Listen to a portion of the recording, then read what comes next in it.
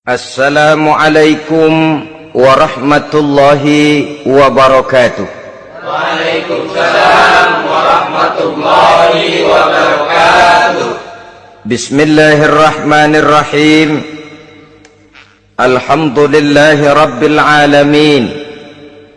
Wassalatu wassalamu ala ashrafil anbiya'i wal mursalin, Sayyidina wa maulana Muhammadin wa ala alihi wa ashabihil mujahidin at-tahirin, amma ba'du. Saudara-saudara kaum muslimin seiman dan sekeyakinan yang berbahagia, pada suatu hari seketika sedang berkumpul dengan para sahabat, Rasulullah pernah memberikan peringatan.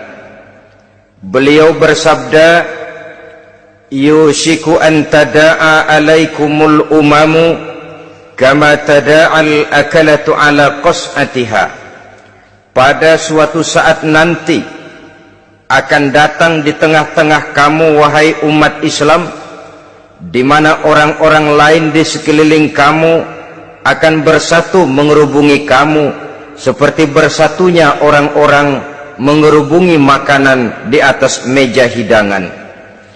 Akan datang suatu saat nanti di mana kondisimu dikepung sedemikian rupa, yang barat mau menerkam, yang timur mau menghantam, yang selatan mau menginjak-injak, yang utara pun akan menjelajah. Kondisimu seperti makanan di atas meja hidangan. Sebagian sahabat merasa heran dan terkejut, lalu mereka bertanya, amin qillati nahnu yawma izin ya Rasulullah? Apakah jumlah kami pada waktu itu sedikit ya Rasul? Kami sampai dikepung sedemikian rupa?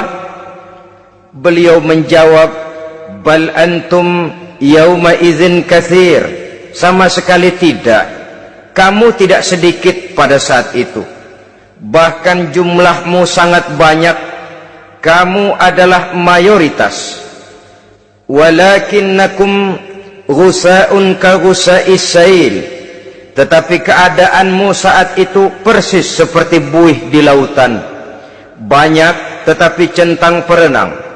Banyak tetapi tidak punya daya dan kekuatan. Banyak tapi dipermainkan gelombang lautan, dihempaskan ke tepian pantai tanpa punya makna dan arti. Kondisimu pada saat itu kuantitas yang tanpa kualitas, sehingga orang lain enak saja mengepung kamu. Akidahmu didangkalkan, dibanjiri dengan peradaban dan kebudayaan yang menjauhkan dari agama. Dari segi maksiat dan munkarat seluruhnya mengepung sampai kita melepaskan nilai-nilai Islam kita ini. Dan celakanya, sambung beliau, wal yanzi'anna fi qulubi aduwikumul mahabata minkum. Akan dicabut kehebatanmu di mata musuh-musuhmu, sehingga pada saat seperti itu orang lain memandangmu umat Islam enteng saja, remeh saja, tidak ada apa-apanya. Sudahlah, pokoknya umat Islam sikat saja. Umat Islam enteng, umat Islam kecil, umat Islam tidak ada apa-apanya. Alangkah ironinya, alangkah menyedihkannya, memilukan dan sekaligus memalukan. Umat yang mayoritas ini dipermainkan oleh yang minoritas. Umat yang jumlahnya terbesar, terbanyak, bahkan konon menurut catatan sampai 90%, tapi dipermainkan oleh mereka, kelompok-kelompok kecil ini. Wal yakzifanna fi qulubikumul wahn. Pada saat itu di hatimu dicampakkanlah penyakit wahan. Sahabat kemudian bertanya, wa mal wahnu ya Rasulullah? Apakah penyakit wahan itu ya Rasul? Beliau menjawab, hubbud dunya wa karahiyatul maut. Penyakit wahan itu tidak lain hubbud dunya wa karahiyatul maut. Terlalu cinta kepada dunia dan terlalu takut kepada mati. Materialistis dan takut resiko. Dua penyakit inilah yang menyebabkan walaupun umat ini mayoritas, tapi dipermainkan oleh yang minoritas. Walaupun dia golongan terbesar, tapi nasibnya seperti makanan di atas meja makan. Dari segala macam penjuru mau menghantam dia.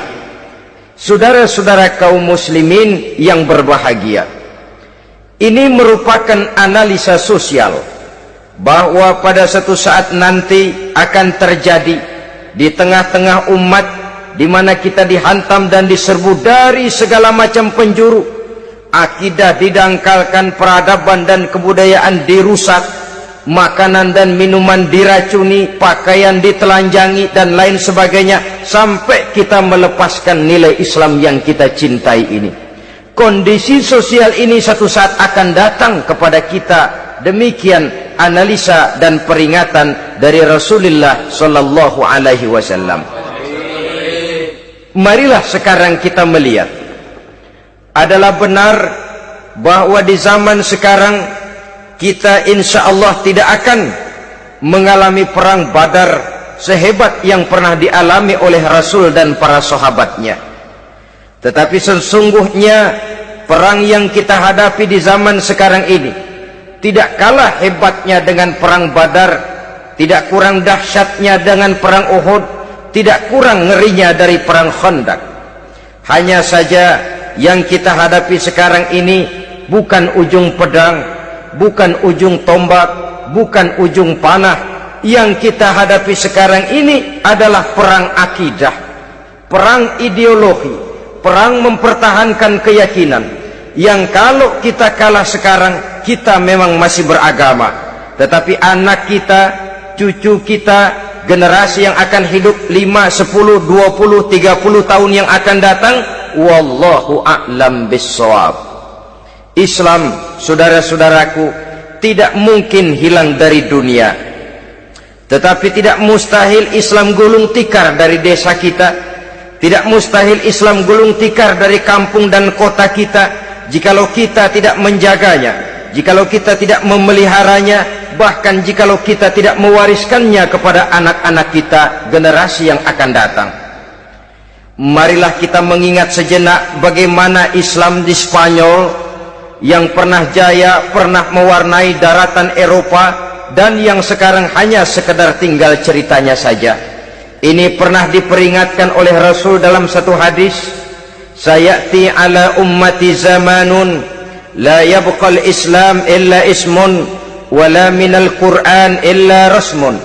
Akan datang satu masa di tengah umatku di mana pada masa itu Islam ada tapi hanya tinggal sekedar namanya saja, dan Quran pun ada tapi cuma sekedar tinggal tulisannya saja. Apabila kita tidak mewariskan ini kepada generasi yang akan datang, maka serbuan-serbuan dari berbagai macam penjuru dari hari ke hari semakin kita rasakan kehebatannya. Tidak mustahil sejarah Spanyol akan terjadi di desa kita, akan terjadi di kampung kita, akan terjadi di kota kita. Orang Spanyol kalau mereka cerita kepada anaknya, mereka akan cerita, "Nak, di sini dulu ada masjid." "Kapan, Pak?" Dulu bener dah. Banyak orang Islam kalau hari Jumat pada sembahyang, "Kapan itu, Pak?" Dulu sekali. Sekarang cuma sekedar tinggal ceritanya saja. Bukankah sesuatu yang sangat tidak mustahil apabila kita tidak menjaga dan mewariskan Islam ini kepada generasi yang akan datang, maka serbuan-serbuan akan membawakan hasil yang diinginkan oleh para penyerbu itu tadi.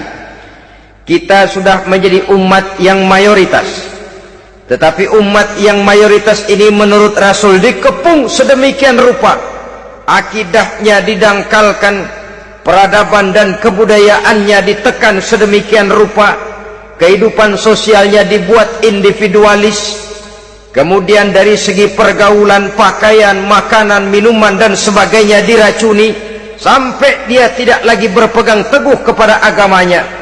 Dan dikala itu hilang kehebatan umat ini di mata musuh-musuhnya. Orang lain memandang kita ringan saja, enteng saja, satu umat yang sudah kehilangan wibawa. padahal konon kabarnya kita mayoritas, tapi enak saja dikutak-kutik orang lain. Dan dikala itu di hati kita merajalela penyakit wahan. Penyakit wahan itu apa? Pertama, hubbud dunia, terlalu cinta kepada dunia. Terlalu cinta kepada dunia yang menyebabkan kita lupa akan tanggung jawab dan kewajiban, lupa meneruskan dan mewariskan Islam kepada generasi yang akan datang.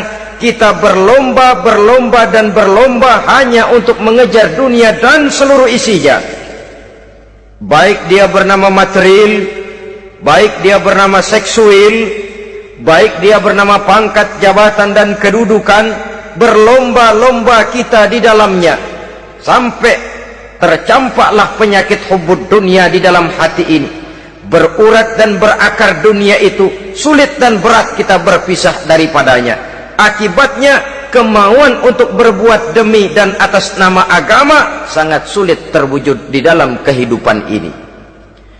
Yang kedua, karahiyatul maut, terlalu takut kepada mati. Baik mati ajal, mati dalam artian yang sebenarnya, baik mati usahanya, baik mati karirnya, baik mati pangkat dan jabatannya. Sehingga dengan demikian akibatnya jatuhlah kita menjadi umat yang kehilangan wibawa di mata orang lain.